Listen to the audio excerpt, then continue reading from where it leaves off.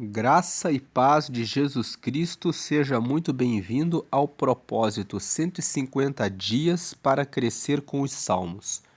Nós estamos nesse propósito de 150 dias porque o livro de Salmos é formado por 150 composições.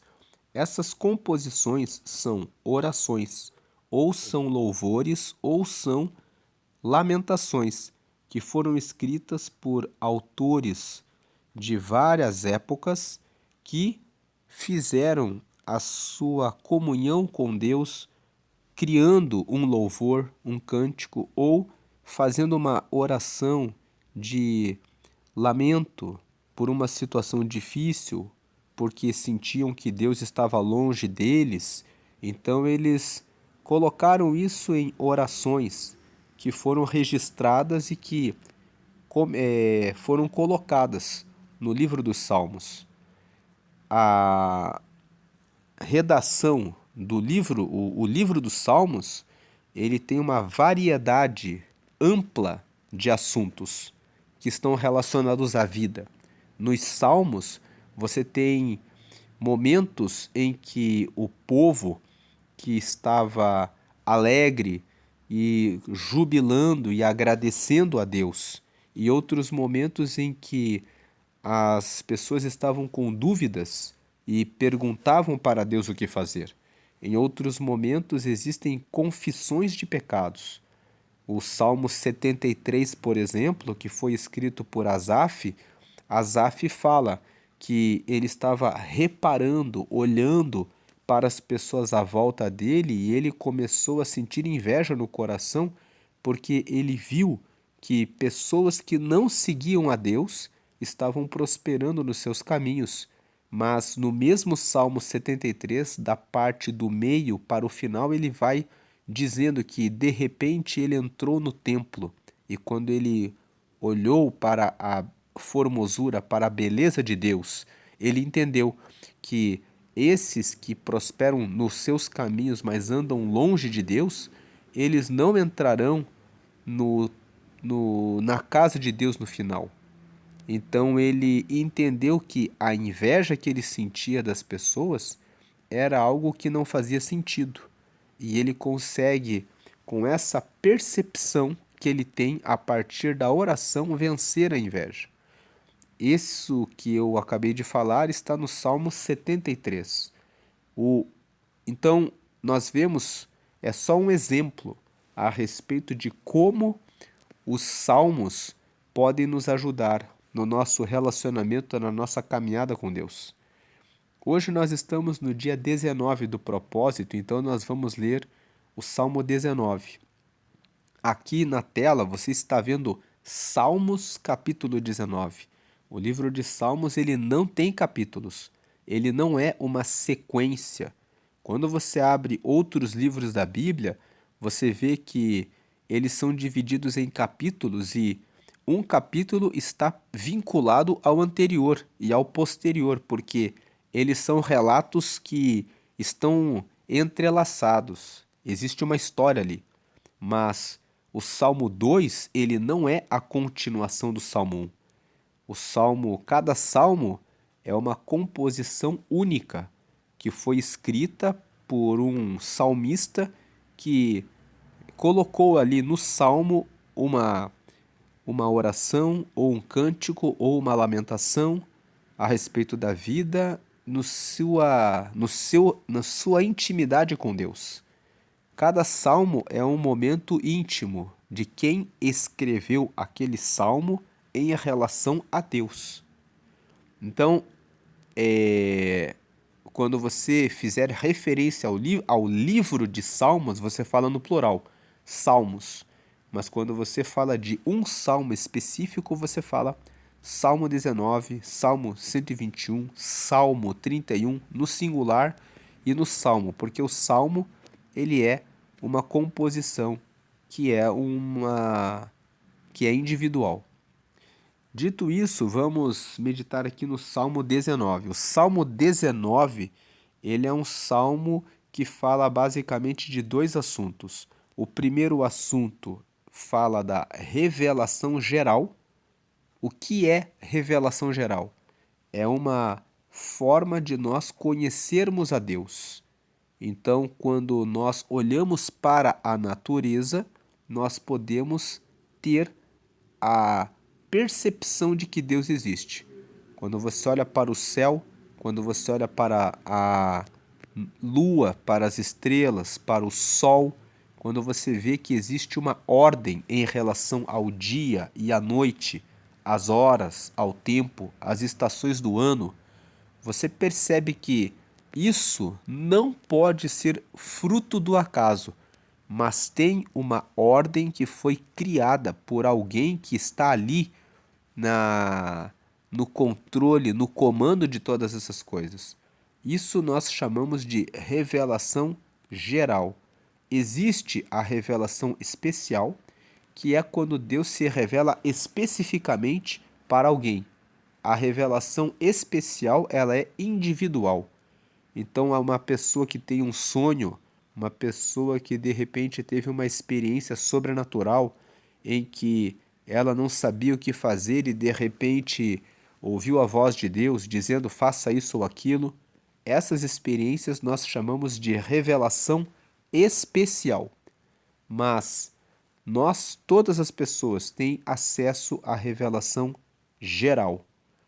E esse é o primeiro assunto do Salmo 19. E o segundo assunto do Salmo 19 é sobre a lei do Senhor, sobre os mandamentos de Deus.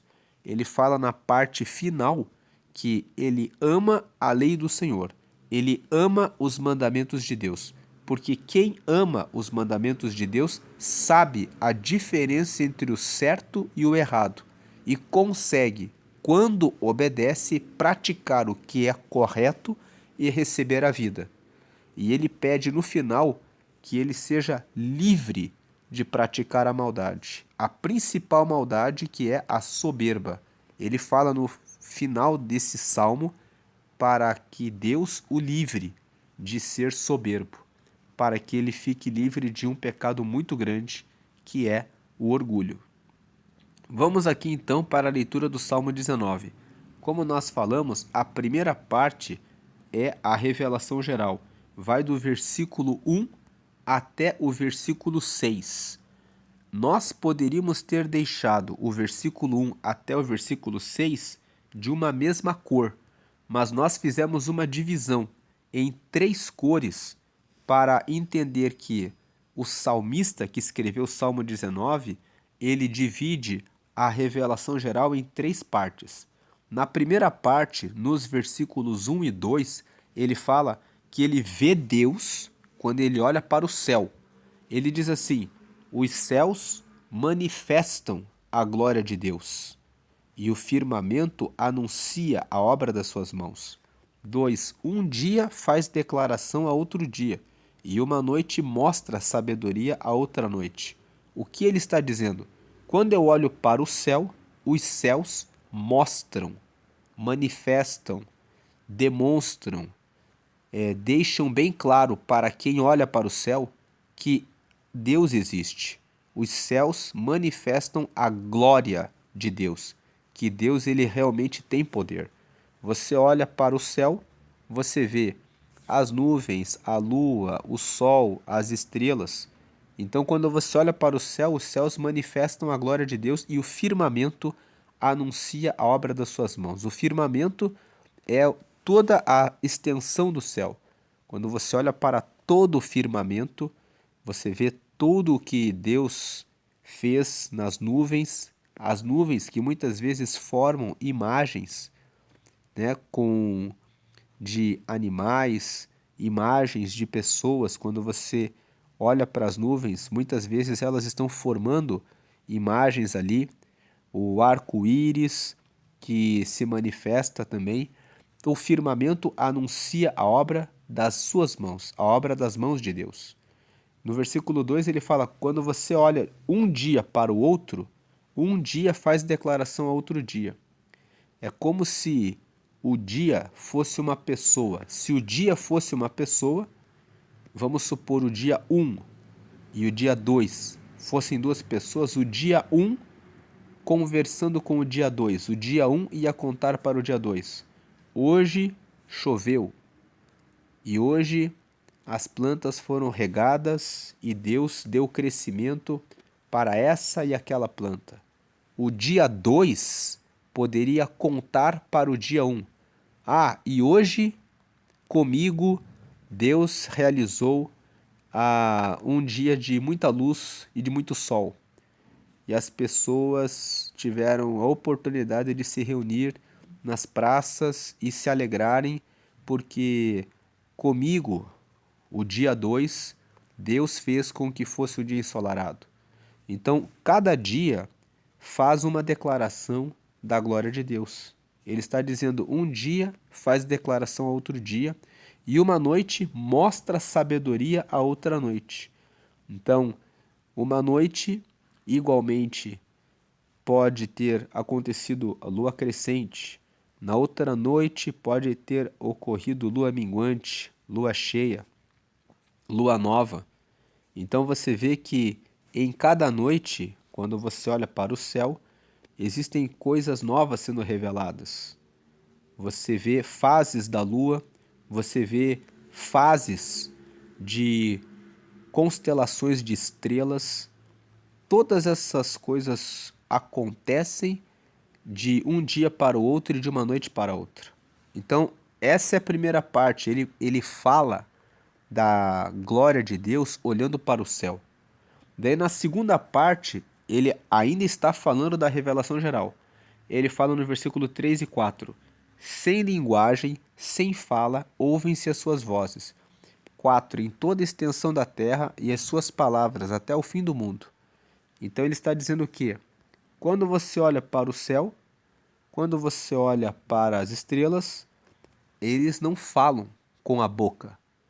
Tudo isso que nós comentamos aqui, que o dia e as estrelas e o sol, você vê a glória de Deus, todas essas coisas que nós falamos, são coisas que são faladas para nós percebemos isso, mas o sol, a lua, o céu, eles não falam nada. Não tem linguagem, não tem voz. Mas nós ouvimos, ele fala assim, ouvem-se as suas vozes. Nós ouvimos vendo as coisas. E em toda a extensão da terra, o céu passa por toda a terra. E nós ouvimos as suas palavras até o fim do mundo. Em qualquer lugar onde você for, você pode olhar para o céu e você pode ver o sol, a lua, as estrelas, um dia mudando para a noite e a noite mudando para o outro dia, e essas coisas acontecendo e que vão mostrando que existe um Deus que está no controle de tudo isso. Agora, a terceira parte começa na última frase do versículo 4, que é neles, ele está falando nos céus, Deus pôs uma tenda para o sol. E aí o versículo que é como o noivo, que sai do seu tálamo e se alegra como um herói a correr o seu caminho. 6. A sua saída é desde uma extremidade dos céus e o seu curso até a outra extremidade deles, e nada se furta ao seu calor. Ele agora no versículo na parte final do versículo 4, no versículo 5 e no versículo 6, ele dá uma atenção especial em relação ao sol. Ele fala que Deus colocou uma tenda nos céus para o sol. E o sol, ele é como se fosse um noivo. Ele sai do lugar dele, né? E ele fica alegre. E ele se alegra como um herói a correr o seu caminho. Ele está dizendo que o sol, ele é como um herói. Um herói é aquele que vai para uma batalha, vai para uma luta, vai para uma guerra em favor da salvação de outras pessoas. E o herói, ele não reclama dos desafios. O herói, ele só tem uma coisa na mente dele, o propósito de salvar as pessoas. E o sol, ele faz isso. ele sai como se fosse um noivo que vai ajudar a sua noiva, no caso, todas as pessoas que vão receber o calor dele. E ele sai como um herói para correr o seu caminho. O sol, ele brilha para todos. O sol não reclama, dizendo assim: eu não vou brilhar para aquela pessoa porque aquela pessoa é ruim. Eu só vou brilhar para quem é bondoso. Pelo contrário, o sol, ele lança o seu calor e a sua luz para todos. E ele corre o seu caminho como um herói. Independente do que acontecer, o sol, ele segue o caminho dele. E aí no versículo 6 ele fala: a sua saída é desde uma extremidade. Ele nasce de um lado dos céus, percorre todo o lado e se põe do outro lado. E nada se furta ao seu calor. Em outras palavras, ele dá o seu calor para todos. Então aqui nesses primeiros 6 versículos, do 1 ao 6, nós vemos que o salmista, ele fala sobre a revelação geral de Deus. Que quando você olha para o céu, você vê a glória de Deus. Você não ouve a voz do sol, das estrelas, nem nada. Eles não têm fala, mas eles estão falando para nós, em toda a extensão do céu, que Deus existe. E por último, o sol é a maior prova da bondade de Deus. Deus, assim como o sol, ele é como noivo. Ele vai buscar a igreja. Ele é o nosso herói porque ele deu a vida dele por nós. Deus enviou Jesus e ele deu a vida por nós. E ele manifestou a sua glória, a sua luz e a sua salvação, vamos dizer assim, o seu calor humano de querer salvar a humanidade para todos. E o sol, ele percorre o seu caminho, ele brilha para todos, independente de quem quer que seja. Muitas vezes nós não queremos brilhar para pessoas que são ruins. Queremos dizer: essa pessoa eu quero longe, eu não vou manifestar um ato de bondade com essa pessoa. Mas o sol, ele brilha para todos. Então aqui existe a revelação geral. Na segunda parte, começa no versículo 7, ele começa a falar sobre a lei do Senhor. Então, o versículo 1 ao 6, ele quer mostrar: Deus existe, Deus é real, Deus é bom, ele manifesta a sua luz e o seu brilho sobre todos, e ele quer manifestar o seu calor para todos. Ele manifesta a glória dele sobre bons e sobre maus. Todos podem ter a chance de saber que Deus existe. O ateu não tem desculpa em dizer Deus não existe.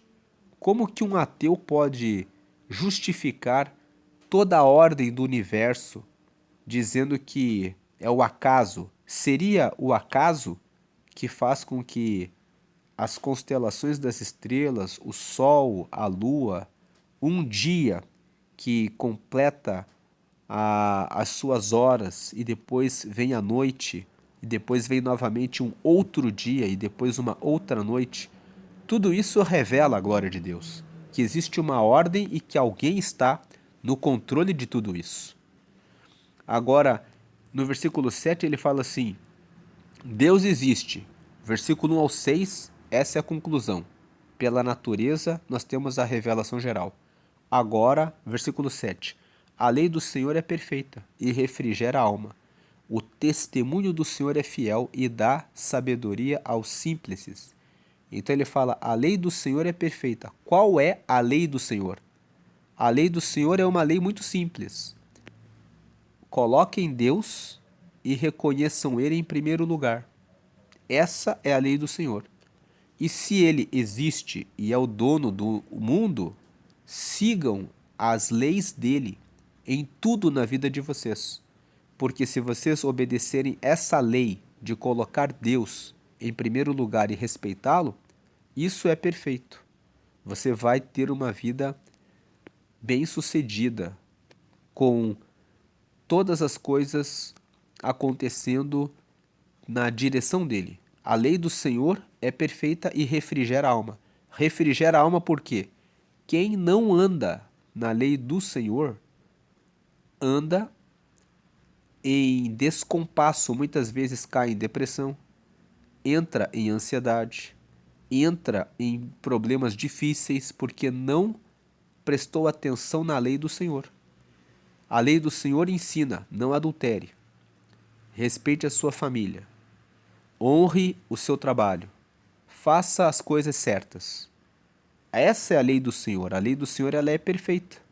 Tudo que Deus fala é para o nosso bem e refrigera a alma. Ou seja, faz a sua alma ficar tranquila. Quem não obedece à lei do Senhor não anda no que é perfeito, cai em situações difíceis. Então ele está dizendo: a lei do Senhor é perfeita e refrigera a alma. Você fica em tranquilidade. O testemunho do Senhor é fiel. Ou seja, aquilo que o Senhor mostra para nós é verdadeiro e dá sabedoria aos simples. Versículo 8: os preceitos do Senhor são retos e alegram o coração. O mandamento do Senhor é puro e alumia, ou seja, ilumina os olhos. Então aqui nos versículos 7 e 8 ele fala, o versículo 1 ao 6, repetindo, ele fala: Deus existe pela revelação geral. Olhando para as coisas criadas, elas falam conosco. Mesmo sem linguagem e sem voz, nós percebemos que Deus existe.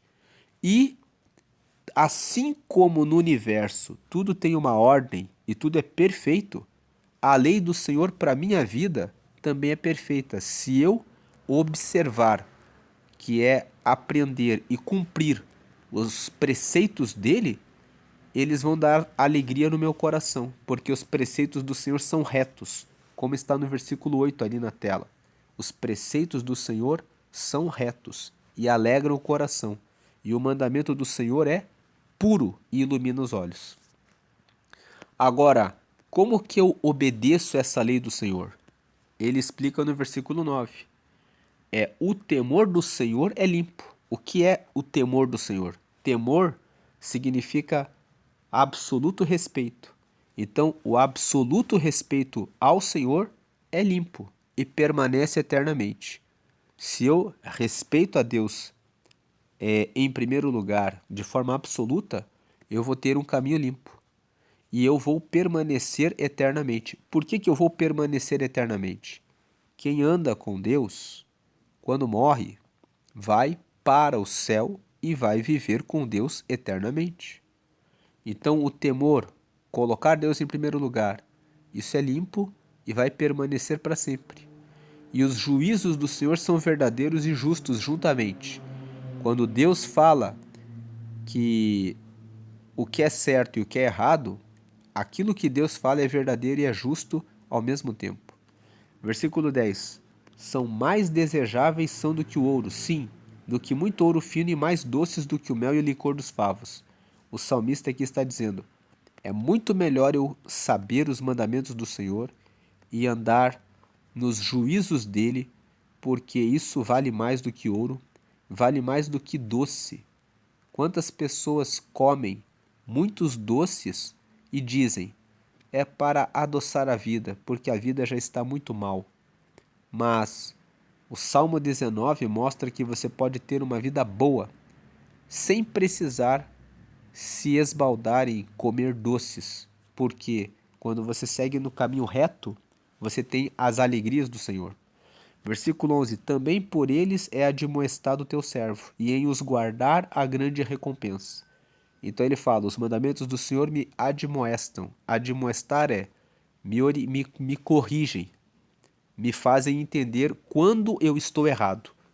Quando eu leio os mandamentos do Senhor, eu percebo as coisas que eu estou fazendo que não estão certas, que estão erradas, e em que eu posso ser melhor. E em os guardar, ou seja, em praticar a grande recompensa. Porque o guardar aqui não é só saber, é o praticar que vai trazer grande recompensa. E ele termina dizendo que quando você tem o conhecimento da lei do Senhor, você consegue escapar do erro, escapar do pecado. Então ele fala aqui nos versículos 12, 13 e 14, que terminando o salmo, quem pode entender os próprios erros? Expurga-me tu dos que me são ocultos. Ele fala aqui que nós estamos no pecado e não enxergamos os nossos erros. Por isso que a lei do Senhor é importante. Ó. O versículo 7 até o versículo 14, ele fala sobre a lei do Senhor. E nós dividimos em 3 cores aqui, justamente porque na primeira parte da lei do Senhor ele fala que a lei do Senhor ela é perfeita e que os preceitos do Senhor são retos e alegram o coração. Ele está falando que a lei do Senhor é boa. Na segunda parte ele fala que eu consigo obedecer à lei do Senhor quando eu tenho temor dele. Quando eu tenho extremo respeito por Deus, eu vou obedecer essa lei. E obedecer essa lei é mais desejável do que ouro, do que doce, porque eles me corrigem e tem grande recompensa, que é a segunda parte. E na última parte ele fala assim: eu não tenho como saber quais são os meus erros. Eu só tenho como saber os meus erros justamente por causa da lei do Senhor. Quando eu leio a lei do Senhor, eu consigo, e tenho respeito por essa lei, eu consigo perceber onde estão os meus erros. Que é o versículo 12. Quem pode entender os próprios erros? Ninguém pode entender os próprios erros. Nós só podemos entender os nossos erros quando nós lemos a lei do Senhor. Então ele fala assim: expurga-me tu dos que me são ocultos. Ou seja, tira de mim os pecados que são ocultos. Quando ele pede isso, ele está dizendo que o Senhor arranque de mim aqueles pecados que eu não vejo. Como que o Senhor faz para tirar de nós os pecados que nós não vemos? Quando nós lemos a palavra, nós vamos sabendo o que não honra e o que não agrada a Deus, e aquilo que para nós era oculto, porque nós não sabíamos, passa a ficar claro. Então ele fala, 13, também da soberba guarda o teu servo, para que se não assenhorei de mim, então serei sincero e ficarei limpo de grande transgressão. Ele fala assim, a soberba é o pior pecado, me guarde da soberba. Por que que ele coloca a soberba como o maior pecado? Uma das soberbas que existem no ser humano é: Deus não existe, eu sou autossuficiente, eu sou bom o bastante para conseguir fazer tudo o que eu quero. E muitas pessoas caem nessa soberba. Eu não preciso de Deus. Eu posso resolver o meu problema sozinho. Eu posso resolver o meu problema sozinha. A pessoa fala isso. Então, ele fala assim: me guarda disso, Deus. Me guarda da soberba. Porque para que ela não tome conta de mim, para que eu não pense que eu mesmo posso resolver tudo, que eu sou Deus, que eu posso tomar as minhas decisões, que eu posso escolher o meu próprio caminho, porque então eu serei sincero. Ou seja, se eu não tenho soberba, eu realmente me inclino e obedeço a Deus.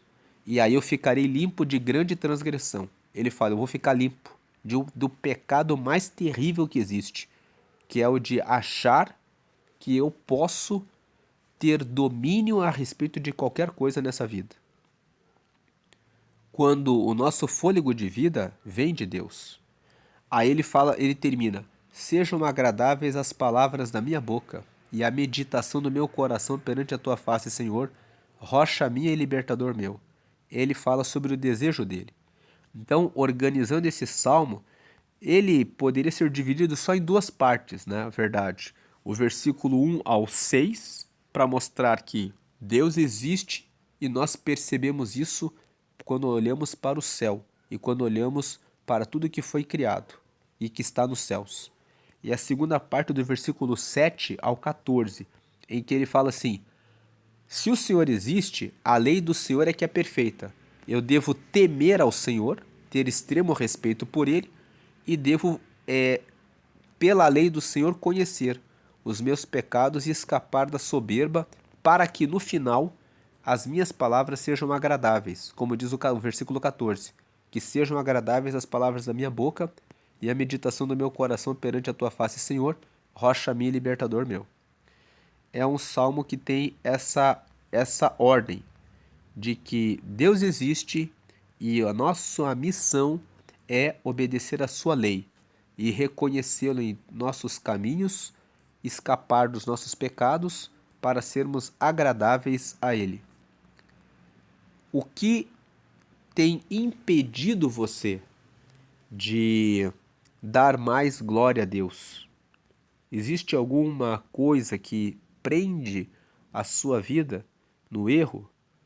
Talvez algum vício no cigarro, na bebida, na pornografia, na prostituição, no adultério, na mentira, na avareza, na dificuldade de ajudar uma pessoa que precisa do seu apoio e da sua ajuda?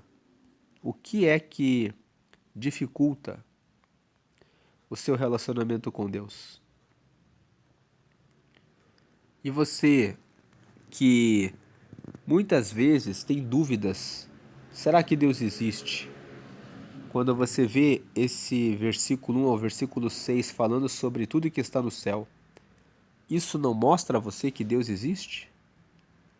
E se você tivesse Deus como seu amigo, podendo ajudar você a tomar as decisões e no final da vida você tivesse a certeza de que você realmente vai para o céu, de que você vai estar em paz com Ele, que você vai receber a vida eterna.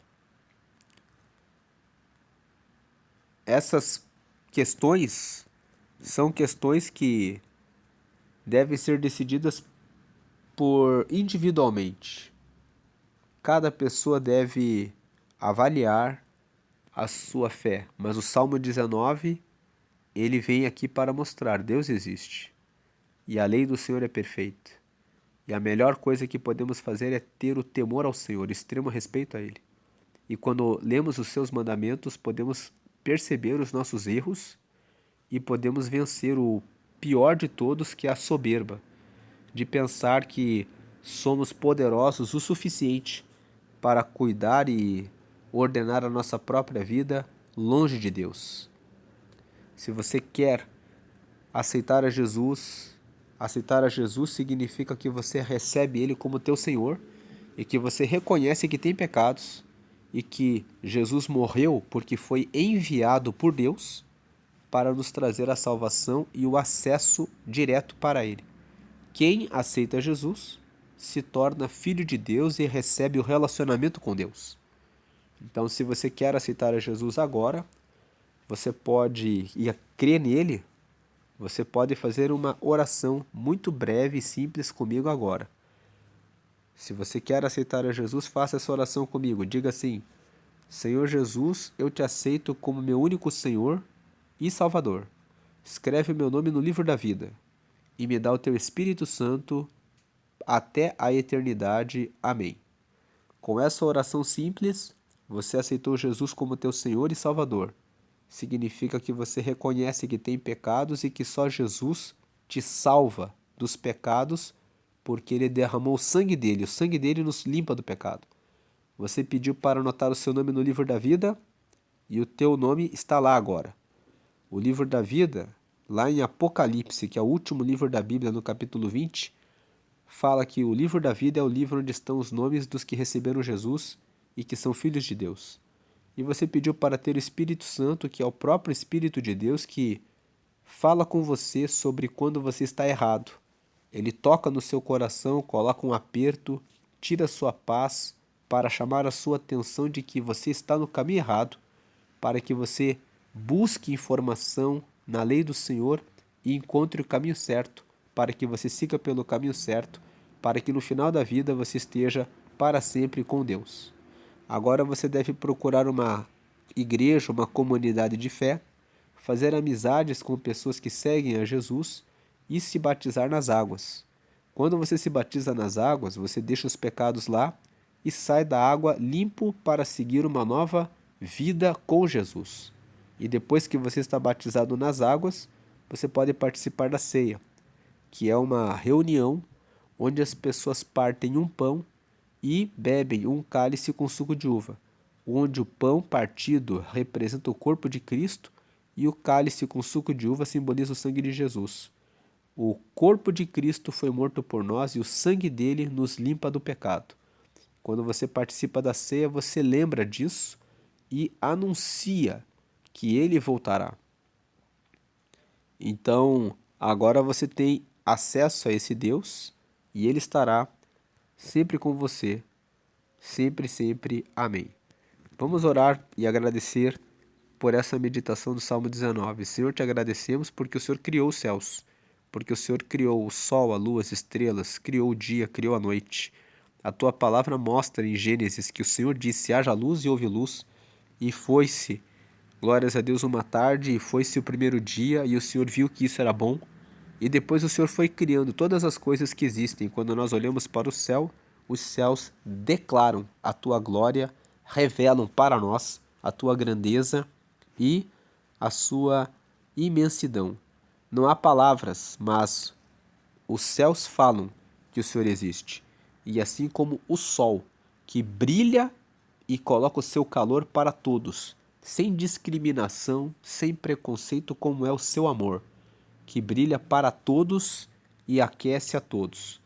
Por isso, a sua lei de que o Senhor é Deus e nós devemos colocar o Senhor em primeiro lugar, merece, glórias a Deus, honra. O Senhor merece honra e adorar ao Senhor com extremo respeito nos dá grande recompensa. E que nós possamos, pelo conhecimento da palavra, fugir dos nossos erros, principalmente da arrogância e da soberba. Que nós possamos sempre lembrar que o Senhor existe e que que, como diz o versículo 14, sejam agradáveis as palavras da minha boca e a meditação do meu coração perante a tua face, Senhor, porque o Senhor é a minha rocha e é o meu libertador. É a minha rocha porque me dá a segurança, o meu libertador porque me limpa do pecado, me limpa de tudo que não honra e não agrada a Deus. Oramos assim, agradecendo. Amém.